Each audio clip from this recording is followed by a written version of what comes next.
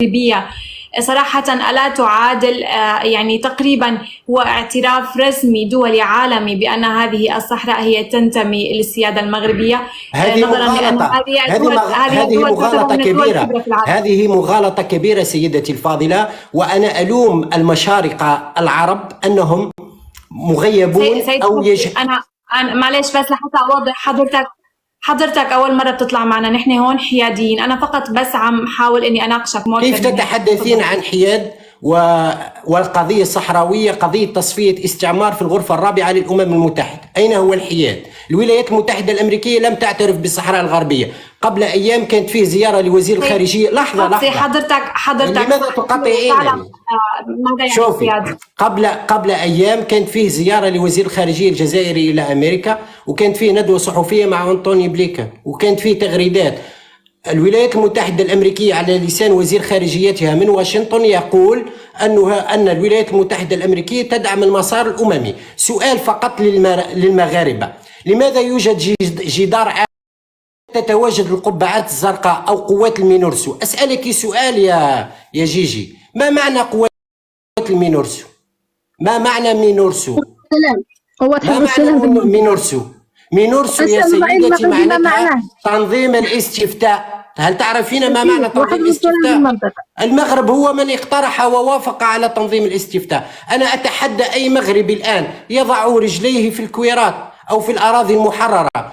الأراضي المحررة يا سيدتي تعادل مساحة 31 دولة، على الأقل 15 دولة عربية يسيطر عليها الجبهة الشعبية تحرير الساقية الحمراء. من يسيطر على الأراضي المحررة؟ كم تبلغ مساحة المغرب؟ أتحدى مغربي واحد يضع في التغريدات مساحة المغرب. أتحدى أي مغربي. يا أخي، إذا تتحدث عن مغربية الصحراء، لماذا الملك المغربي يجلس جنبا إلى جنب مع الرئيس الصحراوي في اجتماعات الاتحاد الإفريقي؟ أين هي السيادة المغربية؟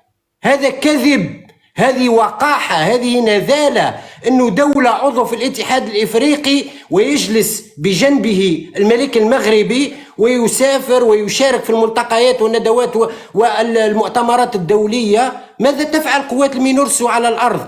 أنا أقول لك سيدتي أن القضية الصحراوية حققت انتصارات غير مسبوقة دبلوماسيا منذ التطبيع.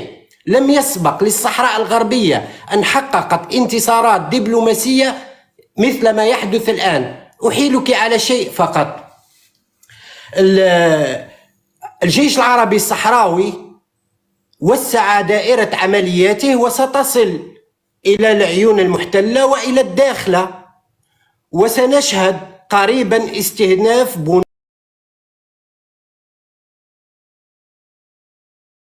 الصحراء الغربية. لا يوجد أحد من الاتحاد الأوروبي، اتفاقية الصيد تم إلغاؤها من طرف واحد عكس ما يروج له المغاربة. لا أحد يعترف بسيادة المغرب من العواصم الكبرى ولا هيئة أممية. المشكلة أنكم تجهلون حقيقة هذا الصراع. عبد السلام جلود رئيس وزراء ليبيا عام 1972 في مذكراته وحتى في حوار تلفزيوني مع فرانس 24 قال: أرسلني القذافي عام 1972 غداة إعلان تأسيس جبهة البوليزاريو. ماذا قال له الحسن الثاني؟ المغاربة يعرفون الإجابة. الحسن الثاني قال له: أنا ذاك عندي قنابل موقوتة في المغرب، لا دخل لي في الصحراء الغربية، لا تعنيني. الصحراويون هم من قاوموا الإسبان. شيء آخر: ماذا تسمى المسيرة السوداء أو المسيرة الخضراء؟ هل لنا أن يذكر لنا المغاربة من أين جاءوا هؤلاء؟ من كل الجنسيات، سينيغاليين، موريتانيين. الأراضي الصحراوية يا سيدتي المحررة، الوقت أستاذ الكريم، ما تجهلونه، الأراضي الصحراوية المحررة تعادل مساحة 31 دولة مسجلة في الأمم المتحدة. القضية الصحراوية قضية تصفية استعمار. الجزائر ليست طرف في النزاع الصحراوي المغربي، هو قضية تصفية استعمار في الأمم المتحدة. ادخلي مثل ما ينشر كادر الآن. ما معنى مينورسو؟ المينورسو هيئة لتنظيم الاستفتاء. يا أخي، أنت تتحدث على السيادة. هل تعلمين طول الجدار العازل سيدتي؟ لا مستقبلا عندما تحضرين لهذا البرنامج ومثل هذا نقاشات عليك أن تطلعي على المعلومة، لا تتركين هكذا أكاذيب، سيل من الأكاذيب. هل تعلمين طول الجدار العازل؟ أنا حق التعقيب الأخ الصحفي لن 2700 كيلومتر.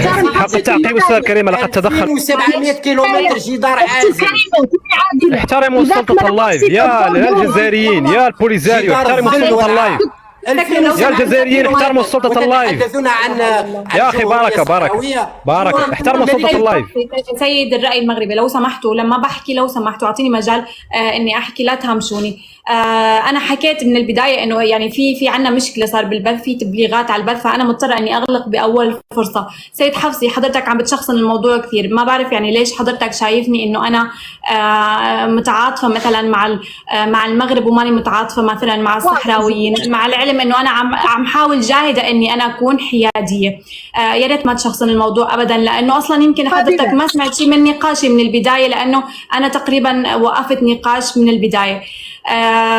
بدي أمرر الدور سيد حفصي، أنا بعتذر منك لأنه في تبليغ على البث، يعني إجاني تحذير لحتى ما نغلق بطريقة مفاجئة. سيدة جيجي لو سمحتي حضرتك بتقاطعي كثير، أنا حكيت إنه رح أعطيكم مداخلات مختصرة وأغلق بأول فرصة، لو سمحتي مو كل شوي بدنا نقاطع. سيد حفصي أنا ما عم بسمعك، حضرتك عم تحكي والمايك مسكر عندك، فما عم بسمعك أبدا يعني بالمناسبة. تمام، أعطيني دقيقة فقط، دقيقة. طيب تفضل. أنا أطرح مجموعة من الأسئلة وأطلب منك ومن كل ضيوفك الإجابة. من وقع اتفاق وقف إطلاق النار بين جبهة البوليزاريو والمملكة المغربية غير الشريفة؟ من شارك في مفاوضات هيوستن 1 و2 و3؟ انتبهوا أختي الكريمة للكلمات، للأسف الشديد هذا مستوى صحفي في الجزائر، هذا مستوى الصحفي في الجزائر أستاذ الكريم. طول الجدار غير الشريف هو أنت واللي خلفك. طول الجدار العازل. السؤال الرابع، ماذا تفعل قوات المينورسو في الصحراء الغربية؟